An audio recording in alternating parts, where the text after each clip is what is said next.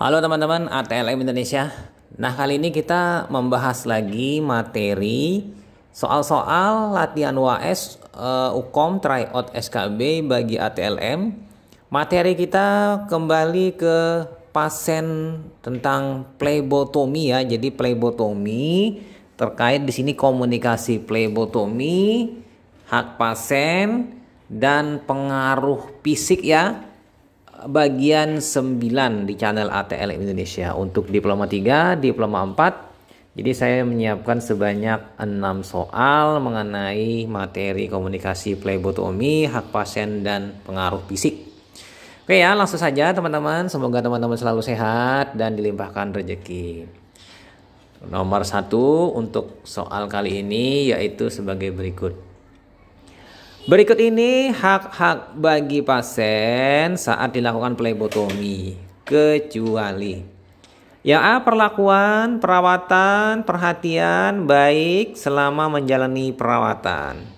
Yang B. Penjelasan, prosedur, penyakit, pengobatan dan prognosis termasuk tujuan dari plebotomi. Jadi ini memang gitu ya.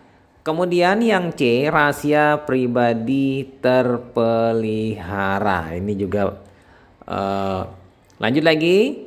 Kemudian information concern atau yang E, hanya menjelaskan hal-hal penting saja meskipun itu terkait dengan plebotomi. Jadi di sini yang bukan terkait dengan hak pasien yaitu hanya menjelaskan hal-hal penting saja meskipun itu terkait dengan plebotomi.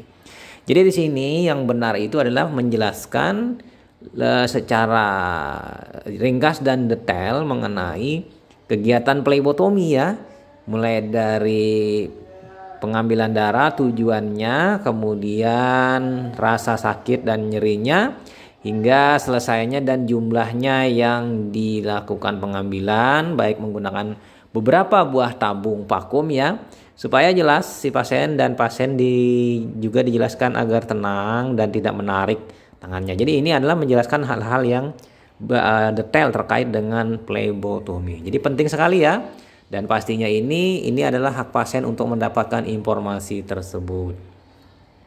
Oke, kita pindah lanjut ke soal nomor 2. Hal-hal berikut ini yang tidak termasuk kegiatan komunikasi plebotomi pada pasien dan tidak dianjurkan adalah titik-titik. Yang A. Transfer pesan dari petugas ke pasien. Yang B. Bahasa verbal non-verbal digunakan sesuai kondisi pasien. Kemudian yang C, bahasa non-verbal berupa ekspresi wajah, postur, dan gerakan tubuh. Sementara yang D, mantap, tegap, mimik muka, senyum, dan ramah. Atau yang E, garuk-garuk kepala dan memilih kumis saat berhadapan dengan pasien. Jadi di sini yang kurang tepat itu adalah yang E ya. Garuk-garuk kepala, memilih kumis saat berhadapan dengan pasien. Jadi ada beberapa kegiatan-kegiatan ya yang tidak boleh atau tidak disarankan yang mengganggu kepada pasien ya. Yang pertama garuk-garuk kepala atau bagian lainnya, menyekadahi rambut, alis, mata misalnya. Kemudian memilih kumis. Ya kan, pensil, pulpen dan segalanya ini akan mengganggu atau kurang nyamannya pasien berhadapan dengan kita. Oleh sebab itu tidak melakukan kegiatan tersebut yang mana ini kurang menyenangkan mungkin bagi pasien. Oke, lanjut kita pindah ke soal selanjutnya, soal nomor 3. Kenaikan jumlah leukosit, hormon adrenal, kortisol dan katekolamin.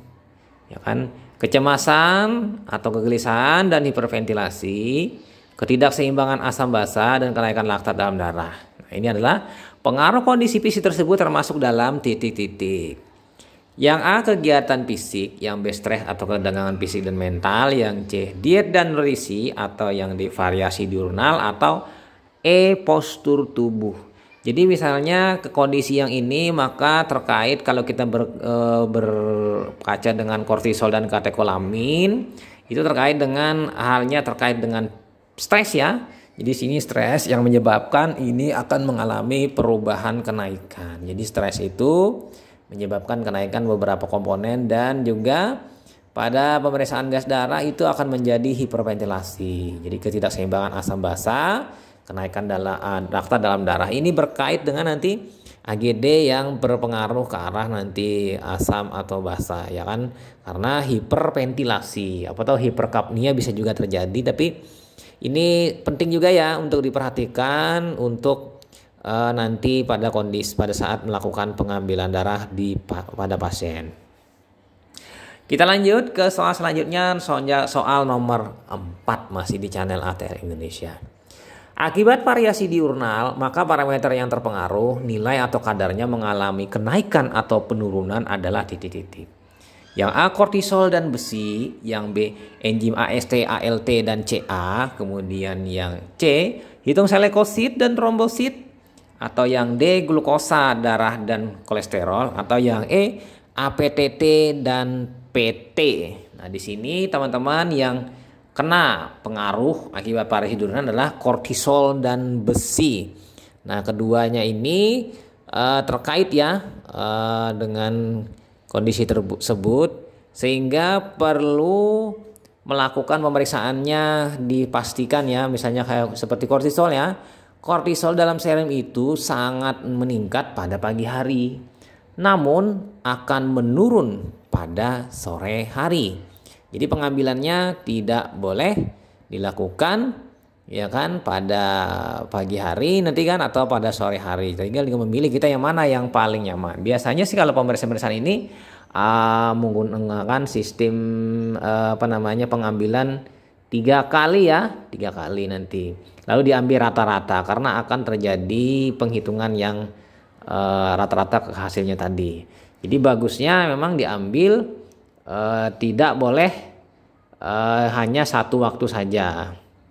Kemudian untuk besi juga cenderung rendah ya sepanjang hari. Kalau di siang hari, mungkin malam hari nanti dia yang tinggi. Jadi di sini pentingnya variasi diurnal. Namun juga bisa juga menggunakan nilai rujukan yang disesuaikan dengan kondisi variasi diurnal tadi. Jadi penting ya. Jadi karena memang ada beberapa parameter yang sifatnya pulsatik, dilepaskan perlahan-lahan. Jadi makanya pengambilan ada yang mengambilan sebanyak 3 kali dan diambil pemeriksaan tadi kemudian dirata-ratakan kadarnya. Oke, kita pindah lanjut ke soal nomor 5. Nah, ini nomor 5. Oke ya, pengaruh lama pemasangan tourniquet pada lengan pasien berakibat terpengaruhnya kadar berikut ini secara signifikan adalah titik-titik. Yang A glukosa dan AST, yang B hemoglobin dan hematokrit, kemudian C LDH dan CKMB, yang D CRP dan LED, sementara yang E hitung trombosit dan kolesterol. Jadi di sini tourniquet yang lama itu akan membendung darah akan tertahan, akan terjadi hemokonsentrasi. Hemokonsentrasi berarti meningkatkan kadar komponen-komponen darah ya. Jadi di sini yang paling dan sangat terpengaruh itu kasus ini adalah hemoglobin, hematokrit, mungkin hitung sel ya. Jadi di sini yang sangat terpengaruh adalah ini, naiknya hematokrit dan hemoglobin. Sementara yang lain juga sebenarnya terpengaruh, namun yang paling signifikan terpengaruh karena mengumpulnya darah itu adalah hemoglobin, hematokrit. Hemoglobin ini juga sama dengan hitung eritrosit, ya kan? Oke ya. Jadi dua hal ini yang sangat terpengaruh secara signifikan. Oke, lanjut lagi, kita pindah ke soal nomor 6. Dehidrasi yaitu dapat meningkatkan hemoglobin, hematokrit ya maksudnya, LDH, hitung eritrosit, leukosit dan trombosit. Ini terjadi karena pengaruh fisik pada kondisi. Yang A kegiatan fisik, yang B stres dan ketegangan fisik dan mental, kemudian yang C diet dan nutrisi, yang D variasi diurnal, atau yang E postur tubuh. Jadi di sini untuk yang nomor 6 ini pengaruhnya akibat karena kegiatan fisik. Jadi kegiatan fisik menyebabkan terjadinya dehidrasi ya, sehingga meningkatkan kadar hemoglobin, sehingga juga komponen-komponen lain meningkat juga komponen-komponen sel. Jadi pastinya ya pasien dilarang melakukan kegiatan fisik baik olahraga yang ringan atau olahraga yang cukup berat ya, karena dengan olahraga menghasilkan keringat akan menyebabkan kekurangan cairan, terjadilah dehidrasi. Dehidrasi tadi meningkatkan hemoglobin, hematokrit, eritrosit, leukosit, dan trombosit. Jadi hitung sel darah rutin. Sementara kegiatan fisik itu bisa menyebabkan kenaikan CK kan, GOT ya, AST, dan kenaikan LDH. Jadi di sini kegiatan fisik dilarang, kegiatan fisik keras ya dilarang kepada pasien, dan pasien disarankan untuk tetap biasa-biasa saja dan santai-santai saja pada saat sebelum pengambilan darah. Oke ya, itu saja teman-teman, sebanyak 6 soal yang telah kita bahas. Semoga bermanfaat, dan juga jangan lupa ya subscribe, bunyikan lonceng notifikasinya ya, nantikan soal lainnya. Semoga apa yang kita bahas kali ini bermanfaat dan barokah. Saya ucapkan selamat belajar, salam kompetensi, dan pastinya saya doakan teman-teman yang sedang menghadapi ujian, menghadapi UKOM, dan menghadapi SKB CPNS mendapatkan kelulusan dan nilai yang maksimal ya, nilai yang memuaskan. Oke, sampai jumpa di PDB selanjutnya. Saya Marley pamit. Bye.